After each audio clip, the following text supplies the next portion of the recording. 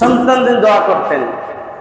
হযরত ইব্রাহিম আলাইহিস সালাতু ওয়াস সালাম দোয়া করেছেন, কোরআনের বিভিন্ন জায়গায় এসেছে। তিনি বলেন, ওয়া ইয ক্বালা ইব্রাহিম রাব্বি ইজআল হাযাল বালাদা আমিনা ওয়াজনুবনি ওয়া বানিয়া আন না'বুদাল আসনাম।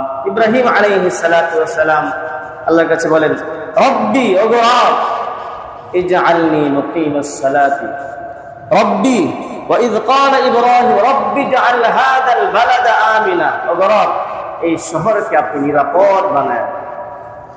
আর কি, ওয়াজনুবনি ওয়া বানিয়া আন না'বুদাল আসনাম। আল্লাহ, আমাকে এবং আমাদের সন্তানদেরকে আপনি শিরিক মুক্ত করে দেন। সুবহানাল্লাহ। কি সন্তানদের জন্য কি তিনি দোয়া করেছেন। অপর জায়গায় আল্লাহ রাব্বুল আলামিন বলেন, হযরত ইব্রাহিম আলাইহিস সালাতু ওয়াস সালাম আল্লাহ তাআলা দোয়া করেছেন, রব্বি জাআলনি মুকিমাস সালাতি ওয়া মিন যুররিয়্যতি রব্বানা ওয়া তাকাব্বাল দুআ।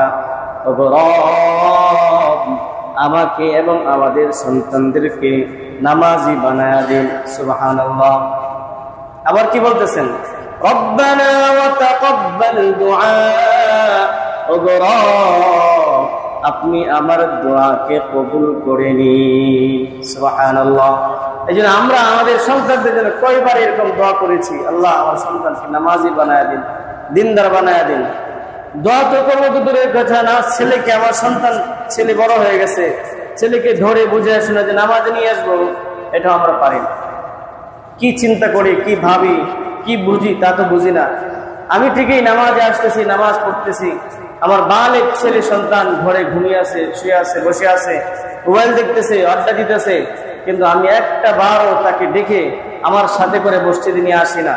একবার, দুইবার, 100 বার, 100 বার, 1000 বার, যতবার বলা লাগে ততবারই বলতে হবে, যতদিন আমার হায়াত আছে ততদিন পর্যন্ত আমার সন্তানাদিকে এরকম ভাবে নামাজের কথা, দ্বীনের কথা, আল্লাহর একাত্মবাদের কথা বলতে হবে, বলতে থাকতে হবে।